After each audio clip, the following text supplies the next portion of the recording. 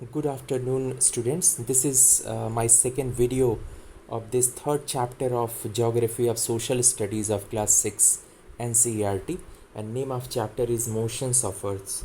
And if you remember in first video of this chapter, I explained that there are two motions of Earth. First is rotation and second one is revolution. So in first video I explained the first motion of Earth, that is rotation, in detail. In this video I am going to make you understand the revolution of Earth, second motion of Earth, that is known as revolution. So how this revolution occurs and what are the impacts of this type of motion of Earth. So we'll try to understand all these things in this video. So firstly I'm starting with the meaning of revolution of Earth. So revolution means the movement of Earth around Sun in a fixed path is called revolution. Means Earth moves around Sun in a fixed path. एक fixed path है, उसी path को follow करते हुए अर्थ सन के चारों तरफ move करती है. और इस तरह के मूवमेंट जो अर्थ में होता है, इस तरह का मूवमेंट जो अर्थ में होता है, जो एक फिक्स्ड पाथ के थ्रू होता है, इस तरह के मूवमेंट को बोलते हैं रेवोल्यूशन. इसको इस वीडियो से आप समझ सकते हैं. इस वीडियो में मिड में सन को दिखाया गया येलो कलर का, और सन के चारों तरफ अर्थ मूव कर रही है. और ये जो मूवमेंट अर्थ का हो रहा है एक फिक्स्ड पाथ है, उसी पाथ को अर्थ इज़ ऑलवेज फॉलोइंग. और इस पाथ का जो शेप है वो क्या है, एलिप्स के शेप का है, एलिप्टिकल पाथ है. इसी एलिप्टिकल पाथ को अर्थ क्या कर रही है, फॉलो कर रही है. और इसको फॉलो करते हुए earth is moving around sun. तो ये जो अर्थ का मूवमेंट है जिसमें earth is moving around sun through this elliptical path, this movement is known as revolution.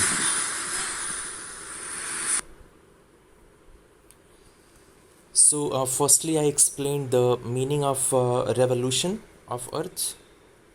Revolution of Earth means movement of Earth around Sun in a fixed path, and this is called revolution. अब हमको ये देखना है कि एक अर्थ सन के चारों तरफ एक रेवोल्यूशन कंप्लीट करने में कितना टाइम लेती है. The Earth takes near about 365 days and 6 hours to complete one revolution around Sun, and this time period is known as 1 year. Means 1 year is that time period which Earth takes to complete one revolution around Sun. और कितना time अर्थ लेती है, अर्थ लेती है sun के चारों तरफ एक रेवोल्यूशन कंप्लीट करने में 365 days and 6 hours. Okay. The earth revolves around sun in an elliptical path. जिस पाथ को अर्थ फॉलो करती है to revolve around sun, that path is having a special shape that is known as elliptical shape. अंडाकार उसका shape होता है, अभी मैंने आपको वीडियो में दिखाया. इससे पहले मैंने आपको बताया था रोटेशन, और रोटेशन के कारण होते हैं डे एंड नाइट. मैंने बताया था day and night occur because of rotation. Revolution के कारण क्या होता है, सीज़न चेंज होते हैं. अर्थ पे सीज़न चेंजेस, सीजन्स में चेंज आते हैं. कौन कौन से सीज़न अर्थ पे चेंज होते हैं because of revolution? Winter, spring, summer and autumn. Winter is cold weather season is known as winter. और आपको पता ही है समर मतलब हॉट वेदर सीजन, जब गर्मी बहुत ज़्यादा पड़ती है उसको समर बोलते हैं. विंटर का मतलब होता है जब टेम्परेचर बहुत कम होता है, कोल्ड वेदर सीजन इसको कहा जाता है. स्प्रिंग और ऑटम में temperature is neither very high nor it is very low. जब टेम्परेचर अर्थ का मॉडरेट होता है, प्लीजेंट टेम्परेचर एटमॉस्फेयर अर्थ का हो जाता है ना, तो बहुत ज़्यादा गर्मी पड़ती है ना, तो बहुत ज़्यादा ठंड, तो उसको बोलते हैं स्प्रिंग एंड ऑटम. स्प्रिंग में क्या होता है, स्प्रिंग के टाइम पे जितने भी पेड़ पौधे होते हैं वो हरे भरे हो जाते हैं, नई लीव्स निकलती हैं, तो एकदम चारों तरफ जो हमारा इन्वायरमेंट होता है उसमें पूरा ग्रीनरी दिखती है. एंड ऑटम कौन सा टाइम पीरियड है, ऑटम को फॉल भी बोलते हैं और स्प्रिंग को बसंत बोलते हैं. स्प्रिंग का जो सीज़न है मार्च के अराउंड आता है, मतलब हमारे कंट्री में, और ऑटम हमारे कंट्री में सितंबर के अराउंड आता है. ऑटम में क्या होता है, जितने भी पेड़ पौधे होते हैं अपनी पत्तियों को गिरा देते हैं. All the plants, most of the plants shade there leaves, वो अपनी पत्तियों को गिरा देते हैं. तो इस तरह के मौसम को बोलते हैं ऑटम. तो ये चार मौसम जो होते हैं, ये चार सीजन्स जो होते हैं, winter, spring, summer and autumn, all these 4 seasons change on earth only because of revolution. Is is clear? अब इसको हम समझने की कोशिश करेंगे कि अर्थ का रेवोल्यूशन कैसे होता है and how revolution is responsible for the change in season, specially summer, winter, spring and autumn. इसके लिए अर्थ का रेवोल्यूशन कैसे रिस्पॉन्सिबल है, रेवोल्यूशन कैसे होता है, इसको हम डिटेल में समझने की कोशिश करेंगे. with the help of this picture. इस पिक्चर को यूज़ करके इस चीज़ को हम समझने की कोशिश करेंगे. Is this clear? तो ये जो पिक्चर है इसमें दिखाया गया है the movement of earth around sun. और इस पिक्चर में दिखाया गया है कि अर्थ जो होता है, earth moves around sun in a path which is having a shape of ellipse. Elliptical path पे अर्थ मूव करती है लाइक दिस. अर्थ इस तरह से मूव करती रहती है सन के around throughout the year. This and earth follows this path. इस पाथ को फॉलो करते हुए earth keeps on moving throughout the year around sun. इसी तरह के मूवमेंट को बोला जाता है रेवोल्यूशन. और इसी मूवमेंट के कारण सीजनल चेंज आता है. अर्थ में सीजन चेंज होते रहते हैं इसी तरह के मूवमेंट के कारण. अब आप पूछ सकते हो कि केवल 4 पोजीशंस को ही क्यों दिखाया गया है. जब ये मूवमेंट अर्थ का होता है तो अर्थ का जो मूवमेंट सन के अराउंड हो रहा है इसमें 4 पोजीशंस ही अर्थ की दिखाई गई हैं. एक पोजीशन दिखाई गई ऑन 21 मार्च की, एक another position on 21 June, another position of 23 September and last position of 22 दिसंबर. ये 4 पोजीशंस ही क्यों दिखाई गई हैं. और सारी पोजीशंस मीन्स अर्थ इस पोजीशन में आती है, नेक्स्ट इस पोजीशन में. अर्थ की पोजीशन इस पाथ के अराउंड हमेशा क्या होती रहती है, चेंज होती रहती है. तो इस तरह से अर्थ की position because of this revolution earth की पोजीशन सन के अराउंड क्या होती रहती है, चेंज होती रहती है. तो ये बहुत सारी पोजीशंस अर्थ की चेंज होती है every day, every moment of time पे.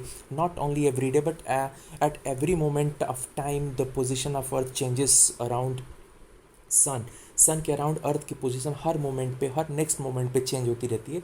लेकिन इन 4 मोमेंट्स को ही क्यों दिखाया गया केवल, क्योंकि ये 4 पोजीशंस अर्थ की इसलिए शो करी गई हैं कि ये स्पेशल पोजीशंस हैं.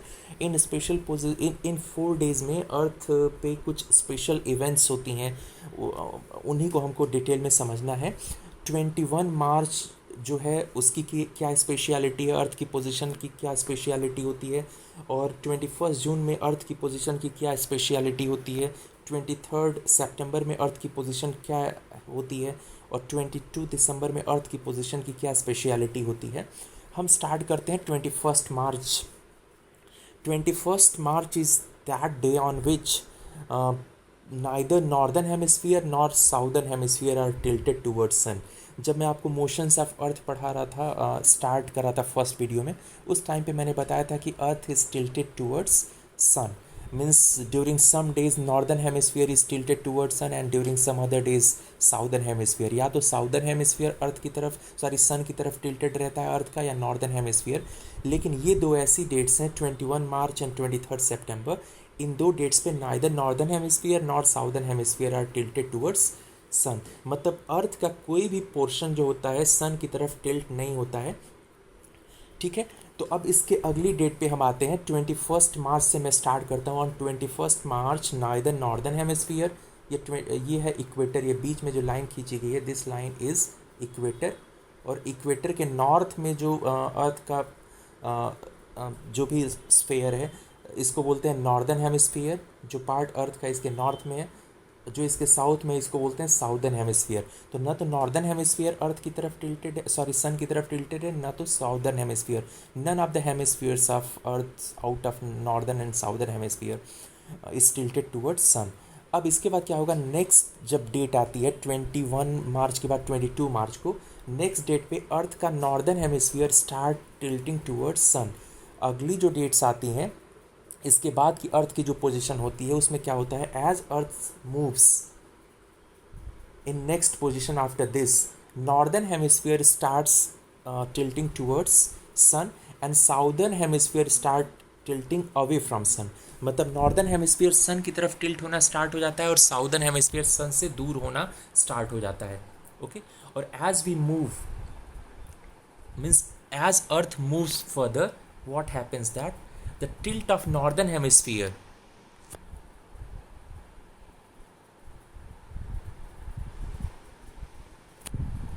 so as earth start moving in next positions after 21st March, northern hemisphere start tilting towards sun and southern hemisphere start tilting away from sun. और जैसे जैसे अर्थ आगे बढ़ती है अर्थ की पोजीशन में चेंज आता जाता है। नॉर्दर्न हेमिस्फीयर का टिल्ट सन की तरफ बढ़ता जाता है और साउदर्न हेमिस्फीयर का टिल्ट अवे फ्रॉम सन बढ़ता जाता है। और 21 जून को क्या हो जाता है, the tilt of northern hemisphere towards sun is maximum and tilt of southern hemisphere away from sun becomes maximum। मतलब ये इक्वेटर है, sorry this line is equator,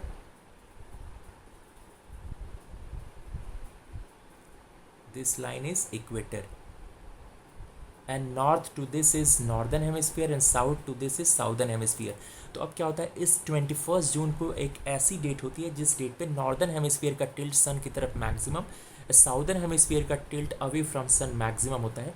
and because of this what happens that you can see that northern hemisphere receives more sunlight as compare to southern hemisphere.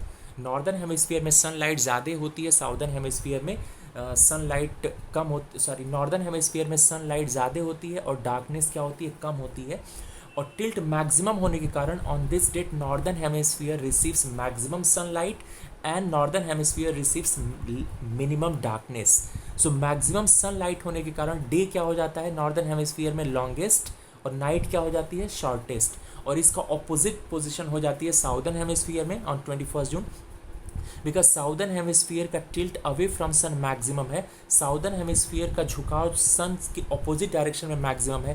That is why on this date southern hemisphere receives minimum sunlight and maximum darkness.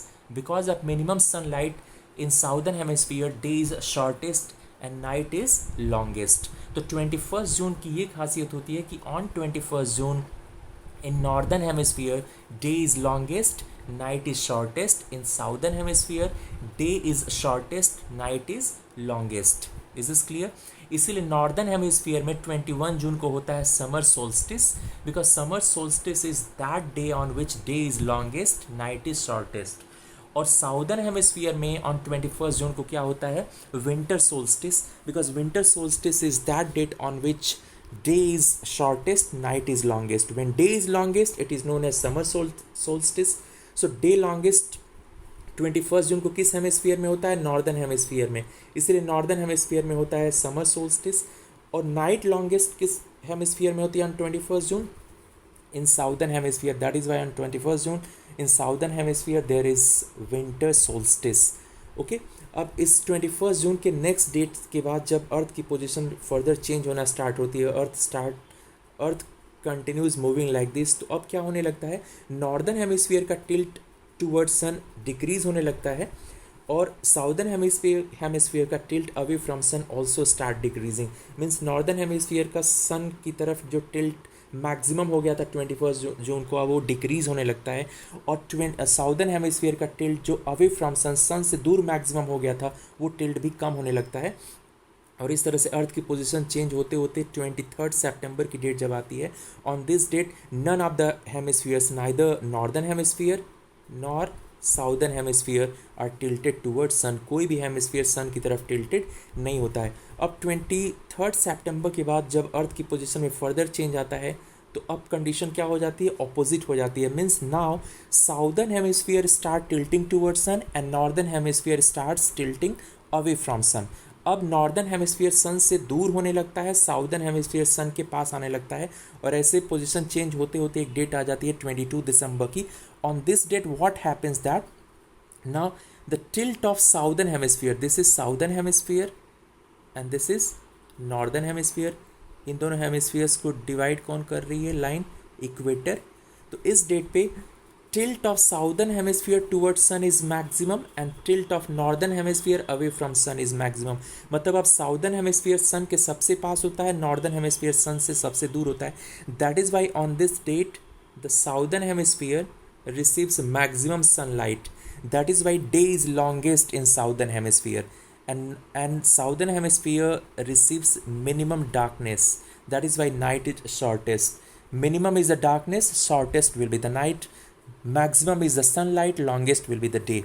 और northern hemisphere की position इसकी उल्टी होती है। Northern hemisphere receives maximum darkness and minimum sunlight. Because of maximum darkness in northern hemisphere day is shortest, night is longest. So on 22nd December, since night is longest in northern hemisphere, that is why in northern hemisphere there is winter solstice, and in southern hemisphere there is summer solstice. Is is clear? Now जब earth की position further change होती है next dates में, तो अब क्या होने लगता है, अगेन नॉर्दर्न हेमिस्फीयर का जो टिल्ट है अवे फ्रॉम सन वो कम होने लगता है, साउदर्न हेमिस्फीयर का टिल्ट टूवर्ड सन ऑल्सो स्टार्ट्स डिक्रीजिंग. मतलब नॉर्दर्न हेमिस्फीयर जो सन से दूर है वो सन के पास आने लगता है, southern hemisphere which is near to sun वो सन से दूर होने लगता है, और ये पोजीशन चेंज होते होते फिर 21 मार्च की पोजीशन आ जाती है जिसमें दोनों hemispheres, neither northern hemisphere not southern hemisphere, none of these is tilted towards sun. दोनों में से कोई भी सन की तरफ टिल्टेड नहीं होता है. तो 21 मार्च को क्या होता है, ऑन 21 मार्च नॉर्दर्न और साउदर्न हेमिस्फीयर दोनों में से कोई भी सन की तरफ टिल्टेड नहीं है, इसीलिए दोनों हेमिस्फीयर्स, आप चाहे नॉर्दर्न हेमिस्फीयर की बात कर ले, equal quantity of sunlight receive करते हैं. जितनी सनलाइट नॉर्दर्न हेमिस्फीयर रिसीव करता है उतना ही सनलाइट साउदर्न हेमिस्फीयर भी रिसीव करता है. इसीलिए नॉर्दर्न हेमिस्फीयर में डे का ड्यूरेशन साउदर्न हेमिस्फीयर के डे के ड्यूरेशन के बराबर होता है. नॉर्दर्न हेमिस्फीयर और साउदर्न हेमिस्फीयर दोनों में डे का ड्यूरेशन इक्वल और नाइट की ड्यूरेशन इक्वल 12-12 आर्ग्यू हो जाती है. सेम यही पोजीशन 21 सितंबर को भी होती है. 21 सितंबर को भी दोनों हेमिस्फीयर्स, नॉर्दर्न और साउदर्न हेमिस्फीयर्स में से कोई भी सन की तरफ टिल्टेड नहीं होने के कारण ऐसा होता है कि दोनों हेमिस्फीयर्स सन की इक्वल क्वांटिटी और इक्वल डार्कनेस, यहाँ पे देखिए इक्वल डार्कनेस दोनों हेमिस्फीयर्स रिसीव कर रहे हैं, नॉर्दर्न हेमिस्फीयर और साउदर्न हेमिस्फीयर. इसीलिए in both hemispheres the duration of day are same and durations of night are same. तो दिन और रात दोनों बराबर होते हैं. किन डेट्स को, 21 मार्च एंड 23 सितंबर को. इसको बोलते हैं equinox. Equinox is that day when the duration of day is exactly equal to duration of night, और ये साल में 2 बार होता है, 21 मार्च एंड 23 सितंबर. 21 मार्च जो इक्विनॉक्स होता है इसमें नॉर्दर्न हेमिस्फीयर में स्प्रिंग होता है, साउदर्न हेमिस्फीयर में ऑटम होता है. और 23 सितंबर को जो इक्विनॉक्स होता है नॉर्दर्न हेमिस्फीयर में ऑटम, साउदर्न हेमिस्फीयर में होता है स्प्रिंग. अब आप सोचेंगे कि ये कैसे याद करें कि नॉर्दर्न हेमिस्फीयर में किस डेट को आउट ऑफ 21 मार्च एंड 23 सितंबर किस डेट को इक्विनॉक्स होता है, कब ऑटम होता है. तो बस आपको याद रखना है कि हमारा कंट्री जो हम है नॉर्दर्न हेमिस्फीयर में है, India is located in northern hemisphere, और हमारे कंट्री में आप केंद्रीय विद्यालय संगठन में पढ़ते हैं, केंद्रीय विद्यालय में पढ़ते हैं, उसमें ऑटम ब्रेक किस में होता है, अराउंड मंथ ऑफ सितंबर. मतलब आपको याद रखना है कि सितंबर के अराउंड ऑटम ब्रेक कब होता है, कहाँ पे होता है, हमारे कंट्री में होता है. इसका मतलब हमारे कंट्री में या नॉर्दर्न हेमिस्फीयर में, हमारा कंट्री नॉर्दर्न हेमिस्फीयर है, मतलब नॉर्दर्न हेमिस्फीयर में ऑटम कब होता है, 23 सितंबर को, और इसका दूसरा स्प्रिंग कब होगा, 21 मार्च. और इसका ऑपोजिट 21 मार्च को स्प्रिंग कहाँ पे होगा,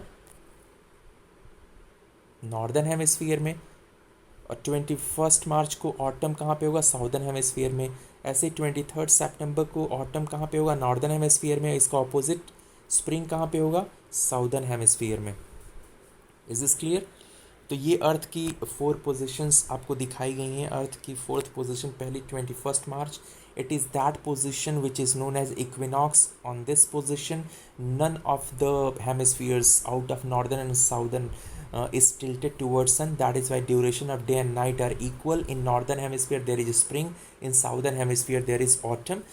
23rd September is also known as equinox. On this date also none of the hemispheres out of northern and southern hemisphere is tilted towards sun. That is why duration of day and night are equal all around the earth. And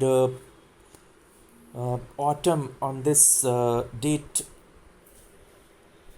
occurs in northern hemisphere and spring occurs in southern hemisphere. Next date is 21 June. 21 June is that date on which the duration of day is longest in northern hemisphere and duration of night is shortest in northern hemisphere. That is why it is known as summer solstice for northern hemisphere, and the position of southern hemisphere is opposite on this date. In southern hemisphere the duration of night is longest and duration of day is shortest. That is why in southern hemisphere on this date there is some winter solstice. Next is 22 December. On 22 December in northern hemisphere, since northern hemisphere is tilted maximum away from sun and southern hemisphere is tilted maximum towards sun. That is why the day is longest in southern hemisphere and night is shortest in southern hemisphere. That is why for southern hemisphere in on this date there is summer solstice, and the case in northern hemisphere is opposite. In northern hemisphere on this date night is longest and day is shortest. That is why for northern hemisphere it is winter solstice. आप पूछोगे 22 दिसंबर को northern hemisphere में winter and southern hemisphere में summer solstice होता है, तो यहाँ पे विंटर सोल्स्टिस क्यों लिखा गया? Because we are living in northern hemisphere. तो जो भी पॉइंट्स यहाँ पे लिखे गए हैं वो किसके पॉइंट ऑफ व्यू से लिखे गए? नॉर्दर्न हेमिस्फीयर के. तो यहाँ विंटर सोल्स्टिस लिखा गया 22 दिसंबर को. इट डजेंट मीन दैट पूरे अर्थ पे एक साथ 22 दिसंबर को विंटर सोल्स्टिस होता है. नॉर्दर्न हेमिस्फीयर में 22 दिसंबर को विंटर सोल्स्टिस होता है. कैसे याद करेंगे? क्योंकि हम नॉर्दर्न हेमिस्फीयर में रहते हैं और 22 दिसंबर को विंटर पड़ता है, तो हम याद कर लेंगे कि 22 दिसंबर को नॉर्दर्न हेमिस्फीयर में विंटर सोल्स्टिस और इसका ऑपोजिट साउदर्न हेमिस्फीयर में हो जाएगा समर सोल्स्टिस. ऐसे 21 जून को we live in northern hemisphere और नॉर्दर्न हेमिस्फीयर में समर पड़ता है, तो याद कर लेंगे समर सोल्स्टिस नॉर्दर्न हेमिस्फीयर में. साउदर्न हेमिस्फीयर में इसका ऑपोजिट होगा 21 जून को विंटर सोल्स्टिस. सो नेक्स्ट अब हम स्टडी करेंगे समर सोल्स्टिस और विंटर सोल्स्टिस के बारे में. Summer solstice is that day on which means on summer solstice day is longest, night is shortest. Means if duration of day is longest and night is shortest, it is known as summer solstice. On the other hand, winter solstice is that day on which night is longest, day is shortest. अब हमको देखना है summer solstice कब होता है. It occurs in that hemisphere whose tilt is maximum towards sun. जो hemisphere सन की तरफ सबसे ज़्यादा झुका रहेगा वहाँ पे होगा summer solstice. It occurs in that hemisphere whose tilt is maximum away from sun. Winter solstice उस हेमिस्फीयर में होगा जो सन से सबसे दूर रहेगा, जिसका झुकाव सन के ऑपोजिट डायरेक्शन में मैक्सिमम होगा. तो नॉर्दर्न हेमिस्फीयर में समर सोल्स्टिस कब होता है? इन northern hemisphere it occurs on 21st June because northern hemisphere is tilted towards sun on 21st June maximum. Northern hemisphere का झुकाव सन की तरफ 21 जून को मैक्सिमम होता है. ऐसे southern winter solstice northern hemisphere में कब होता है? 22 December in northern hemisphere winter solstice occur. ऐसे साउदर्न हेमिस्फीयर में समर सोल्स्टिस कब होता है? 22 दिसंबर को. And winter solstice southern hemisphere में कब होता है? 21 जून को. तो जब नॉर्दर्न हेमिस्फीयर में समर सोल्स्टिस होता है 21 जून को, तो सेम डेट पे साउदर्न हेमिस्फीयर में होता है विंटर सोल्स्टिस. और नॉर्दर्न हेमिस्फीयर में जब विंटर सोल्स्टिस होता है 21 जून को, सेम डेट पे साउदर्न हेमिस्फीयर में होता है समर सोल्स्टिस. तो ये आपको याद रखना है समर सोल्स्टिस और विंटर सोल्स्टिस के बारे में. Next thing is equinox. It is that position of earth in which neither of the poles is tilted towards sun. अभी जब मैं एक्सप्लेन कर रहा था अर्थ के रेवोल्यूशन का डायग्राम, तो मैंने बताया था इक्विनॉक्स एक ऐसी डेट होती है जिस डेट पे दोनों हेमिस्फीयर्स या दोनों पोल्स नॉर्थ और साउथ पोल्स में से कोई भी अर्थ की सन की तरफ टिल्टेड नहीं होते हैं. So the whole earth experiences equal day और इक्वल नाइट. इसीलिए इक्विनॉक्स पे पूरे अर्थ पे दिन और रात का ड्यूरेशन सेम होता है. This is called equinox. It occurs on 21st March and 23rd September. On 21st March there is spring in northern hemisphere and autumn in southern hemisphere. And on 23rd September there is autumn in northern hemisphere and spring in southern hemisphere. कैसे याद करेंगे? क्योंकि सितंबर अक्टूबर के महीने में autumn break हमारे यहाँ पे होता है, तो हम याद कर लेंगे because we are in northern hemisphere. तो हम याद कर लेंगे मतलब 23rd September में को ऑटम होता है नॉर्दर्न हेमिस्फीयर में.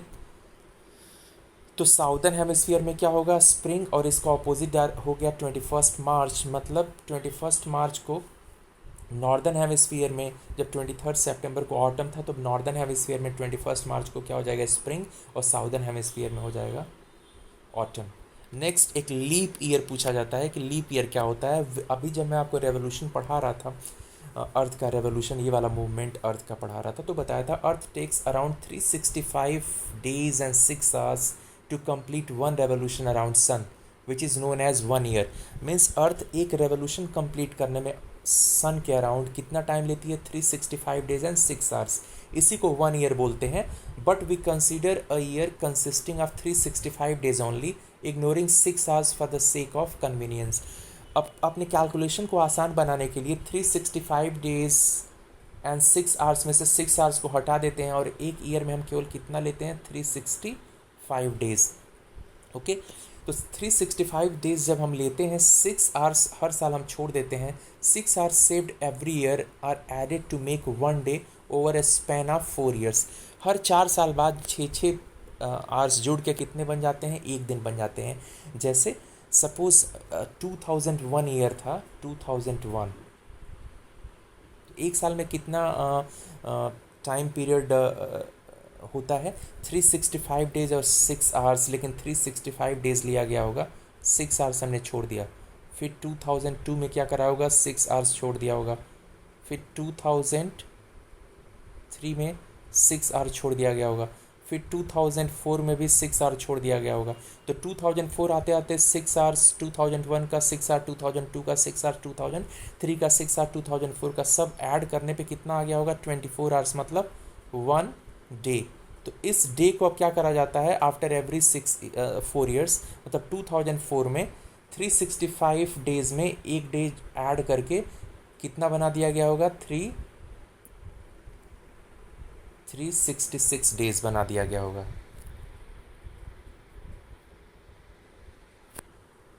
366 डेज। और इस 1 एक्स्ट्रा डे को किस मंथ में ऐड करा गया होगा, फरवरी में। जनरली फरवरी 28 डेज़ की होती है, लेकिन 2004 में फरवरी हो गई होगी 29 डेज़ की, और total number of days in that year would be 366 days. और इस तरह के ईयर को बोलते हैं लीप ईयर। वही चीज़ लिखा गया है, this surplus day added to the month of February. So every fourth year February is of 29 days instead of 28 days. Such a year with 366 days is called a leap year, like year 2000, 2004, 2008, 2012, 2016, 2020।